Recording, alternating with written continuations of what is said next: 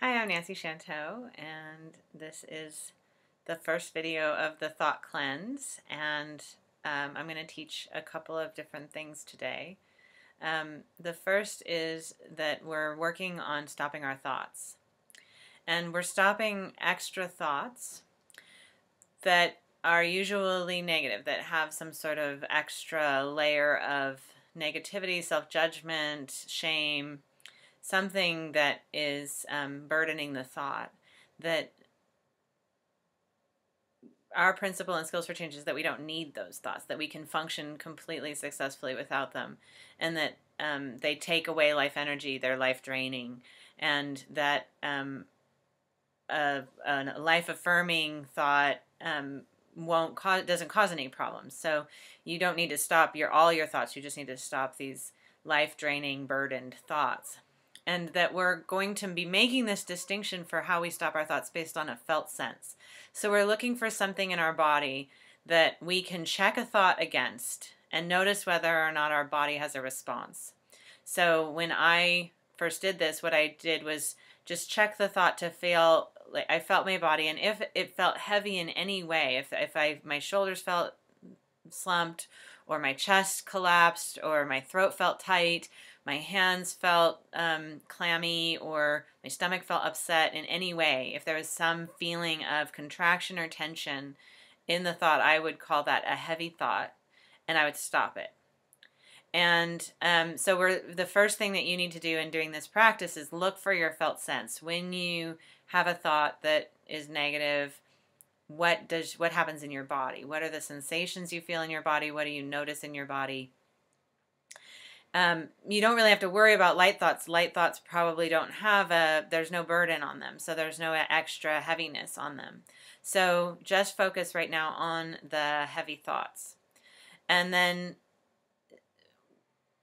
I found it helpful to add a gesture. So my gesture for stopping a heavy thought was psst, psst, psst, psst, psst. So if the thought keeps going, I just keep psst, psst, psst, until it stops. And I use this when in high school people were being rude to each other. They go tss, tss, to stop somebody from talking, or anyways, it was a kind of a mean way of telling somebody that they were full of shit or shouldn't talk. So I use that gesture. Other people have tried just a stop gesture where they would put up their hand, or a sweeping away gesture. Any of those gestures are useful. You can even just do something like curl your toes, or blow out your cheeks, something like that. Anything like that. You want to look for something that is a physical gesture that you can pair with the action of stopping your thoughts, just to help you. And I really like doing one that has some humor in it, so that like in Harry Potter with the Bogart, when you're trying to get rid of that scary monster that becomes your worst fears, what you do is you make it a little funny. So so like in those stories, you would dress up your worst fear in old lady's clothes, or clown costume, or something like that.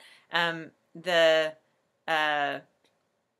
idea with the gesture is, if you can find something that makes you laugh, it will be a good bonus for that process. So step one, stop all of your heavy or extra thoughts. And we're not going to positive thoughts. We're just looking for stopping or going to a neutral place with the heavy thoughts. And then adding the gesture. So you're stopping thoughts with the gesture.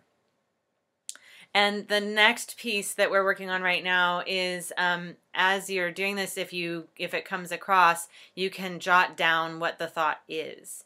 So when I did this process, I did it from this very organic place. I didn't know what thoughts I was going to stop ahead of time. I would just, whatever a thought came around, I would check it. And if it was heavy, I would stop it. Well, it turned out a lot of my thoughts that I was stopping were things that were future planning, things I would have thought were relevant and necessary and helpful, but they had that extra baggage, that extra weight on them.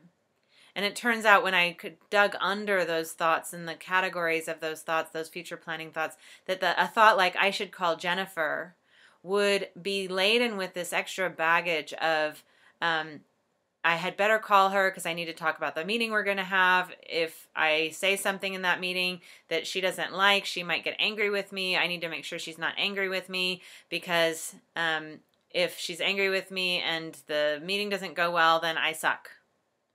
And there was all that baggage of self-loathing that was attached to some relatively simple planning thought. And it turned out, when I got rid of all of that, then I didn't have thoughts for trying to protect myself in social settings in that way. If I needed to have a pre-conversation for a meeting, I would have a pre-conversation. But if I just trusted that if something went wrong, I could deal with it, then I would just deal with it rather than trying to preempt something from happening because I sucked. If I didn't have that, if I wasn't thinking in that way, I didn't need to do that preemptive work. So it really, we're looking to go into a neutral place, a non-thinking place, rather than trying to replace all of our extra thoughts with positive thoughts. A lot of people sometimes go in that direction where they just try and turn all their negative thoughts into positive thoughts. But what happens is you still have way too many thoughts. So we're really looking for a much more of a thought decluttering process.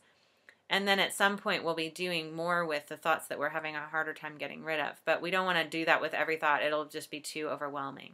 So right now, you're going to be stopping your thoughts, adding the gesture, and then categorizing, just writing down the thoughts that you have, noticing what they are, writing them down. And then if you can think of what that category might be, you could write down, it's a worry, it's a future planning, it's a thought about a relationship. You could write down a category. We're just going to make a list right now of what the actual thought is, the actual thought that had that weight on it. Just take notes whenever you notice. And when you get 20 or 30 written down, we'll do some categorization that will be interesting and useful with those thoughts. So that's it. That's what we're doing right now. Stopping your thoughts, adding the gesture, and if you notice your thought, you can write it down and start to categorize it. Okay, if you have any questions, I'd be delighted to hear them. And I look forward to our next phone call. Talk to you soon.